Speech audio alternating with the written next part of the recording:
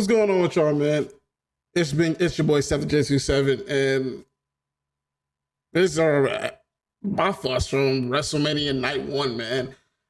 First off, your boy Jey Uso is the world heavyweight champion, man.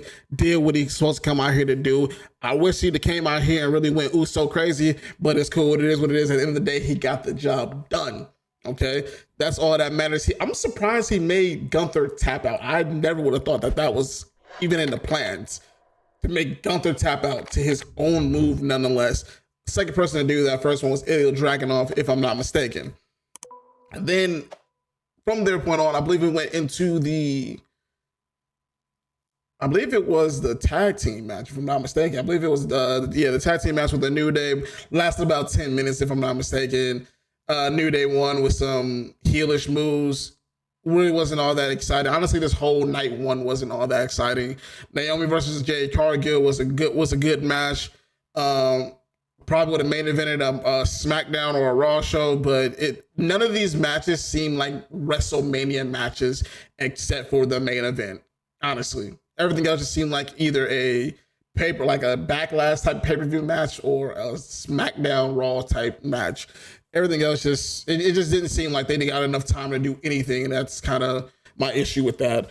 But yeah, Jay came out. She picked up the win. Naomi had a great performance tonight, in my opinion.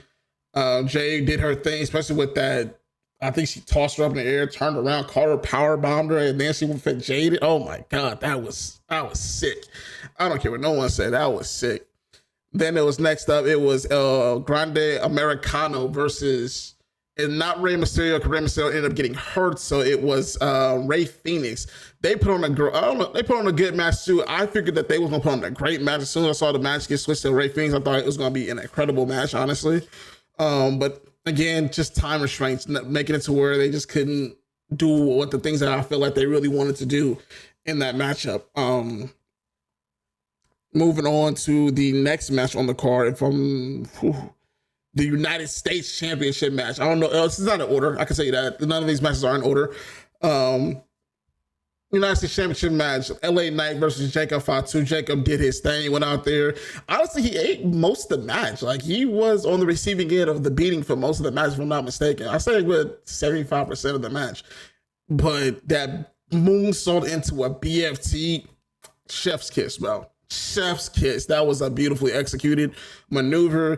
And then I didn't think that he was going to win off of two moonsaults. I don't know if it's just because I don't know Jacob's finishing move. I don't know if that is his finishing move. Probably is. Probably why he hits it so much. I just thought it was a move that he just likes to hit a lot. So that's actually very interesting. But Jacob Fatu, the new United States champion, as he should be. Then next up on the card, it is Tiffany Stratton versus Charlotte Flair, and I apologize if I'm missing any matches unless I'm going based off verbatim. This match, I believe, initially was going to be the match of the night. I felt like both women were going to tear the house down, go crazy, and just do their thing. They had the time to do it. This is one of the matches where they actually had the time to burn the house down. It was a great match. Pay-per-view level match, just not WrestleMania worthy, in my opinion. But at the end of the day, Tiffany showed how tough she was, broken teeth it looked like, retained her title, did her thing. I kind of do wish that at the end of the day, they had more chemistry, because they didn't think that they had any chemistry at all out there. They kept having a bunch of, I won't say botches, but they had some miscues, some mistakes out there where they didn't know what they were supposed to do, or some wasn't delayed or whatever. It was some miscommunication just in there a lot, and it felt off. And it wasn't up to their level of caliber of type of matches that I know that they can put on. Then it was the main fucking event of the night. And let me tell you, the main event carried WrestleMania Night 1 by all means. Carried it from the get-go. 2 minutes into the match, it was already the match of the night. Well, the match of WrestleMania, because the match of night at that point in time still was that triple threat match in NXT. But I give this triple threat match the match of the night now after everything is all over with. But NXT's triple threat match is definitely number 2 so far. Seth and Punk going at it in the crowd. Punk eating the head, steel not chair, but steel can to the head, trash can to the head.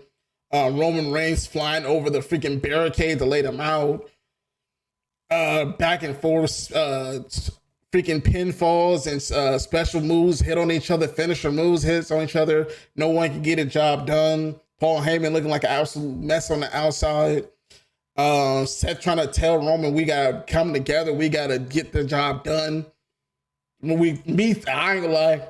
I thought Roman was gonna be the one that's gonna be like, all right, come on, let's go. Forget it. And he looked like he was getting ready to do it, bro. He was getting ready to hit the ooh, ah, right there for the shield powerbomb. And then he came with that right hand to Seth. Still powerbombed CM Punk through the table, the announcer's table, and then powerbombed Seth Rollins through another announcer's table. Came over there, threw Rollins into the match where I thought he was gonna win it off of this one. I figured if he was gonna win the match, it's gonna be here. Threw him to the powerbomb, spear. Rollins with a beautiful kick out at 2.99. Roman Reigns, I swear, is the greatest of all time at kicking out at 2.99. Hands down. He's the greatest at it. They all did a great job with these kickouts. None of them looked like they was a little iffy or anything like that. But then it got to the end. And Paul Heyman had a choice to make. He grabbed a chair, and it was time to make a decision. Do you give it to Seth? I'm sorry, do you give it to Punk? Or do you give it to Roman? And he gave it to Punk. He gave the chair to Punk, got in the ring, helped Punk up to his feet, walked him over to Roman Reigns so he can beat Roman Reigns with the chair. And right when he got it up, Paul Heyman with the low blow to knock the chair out of him. And then grabs the chair and said, you made me do this to Punk. You made me turn on my tribal chief. That's my tribal chief. Walked over to Roman, got down on his knees, and said, I'm sorry, my tribal chief. Here, you are my tribal chief. I love you, my tribal chief. Roman smiling that evil smile, grabs the chair, starts beating the out of Punk with that chair. Then Seth starts to rise up in the background. Heyman lays eyes on Seth. He looks at Roman and says, get him. This is your moment, my tribal chief. It's the Shield chair shot. Get him. Get your revenge. Roman starts to walk over there to hit Rollins with the chair. Picks it up. And Paul Heyman with another low blow to Roman Reigns. Crowd going crazy. My jaw is dropped. Rolling my eyes in complete shock. And then he hands the chair to Seth Rollins. Because, like Triple H says, there's always a plan B. And he hits Roman over the back multiple times before going ahead and curb stomping him into the mat and picking up the win, leaving with Paul Heyman in his corner. I cannot wait to see where that goes. There's a lot of speculation that they could be joining John Cena and The Rock. And I would like to see that. That could be a whole new authority thing. Seth Rollins being the day-to-day guy, a part of that faction, because that's what they need. They need somebody to be there day-to-day. I don't think John's going to be there day-to-day. I think he's going to show up for the big events. But him doing what he does day-to-day basis, man, and I have John win the title, and neither of them lose it. And so Seth shouldn't lose his title. Seth should get a title and not lose it until WrestleMania.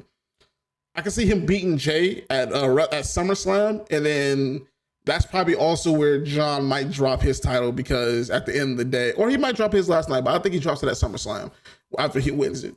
But night one of WrestleMania definitely 100% was carried by that main event spot. 100%. Shout out to Jay. Shout out to the main event Oos. Shout out to Jimmy coming out there and giving him a hug at the end, man. That's what I wanted. I also wanted a better interest for them, but Jay's interest took freaking forever. You're gonna see that when I come out with the reactions to it and everything. But y'all have a great day, man. If this is on TikTok, man, go follow your boy on YouTube. The whole video is gonna be up on there along with all my reactions from every single match on there. Y'all have a great day, man. Like, subscribe, turn on the post notifications. If you're on TikTok, man, like the video, comment down below what you thought of WrestleMania Night 1 and all that great stuff, man. It's been your boy 7J27. I'm out this motherfucker, man. Peace.